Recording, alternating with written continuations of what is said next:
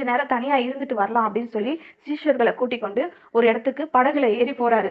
ஆனாலும் ஜனங்க இவரும் இவருடைய சீஷர்களும் வேற இடத்துக்கு எங்கேயோ போறாங்கன்றத அதை பார்த்து விட்டு இவங்க என்ன பண்றாங்க, அவங்க போறதுக்கு முன்னாடி நம்ம எப்படியாவது போயிடணும் அப்படின்னு சொல்லி ஜனங்கள் அவரை தேடிக்கொண்டு கால்நடையாய் ஓடி போகிறார்கள். இவங்க படகுல போறாங்க. இந்த ஜனங்கள் எல்லாம் அவருடைய வார்த்தையை கேட்கணும், அவரிடத்துல இருந்து ஏதோ ஒன்றை பெற்றுக்கொள்ளணும்னு சொல்லி அவரை தேடி ஓடி ஓடி போகிறார்கள். எங்க அவங்க போறாங்க? வனாந்தரமான இடத்துக்கு. அந்த வனாந்தரமான இடத்தை தேடி இவங்க போறாங்க.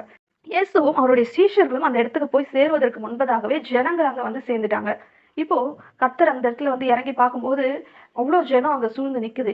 அவருடைய மனதில இப்ப என்ன தோணுச்சு, அவர்களை பார்க்கும்போது அவர்கள் மேய்ப்பனில்லாத ஆடுகளைப் போல இருந்தபடியினால அவர்களை பார்க்கும்போது தெரியுது நல்லா, இவர்கள் மேய்ப்பனில்லாத ஆடுகளைப் போல இருக்கிறார்கள் என்று அவர்கள் மேல் அவர் மனதுருகுகிறார்.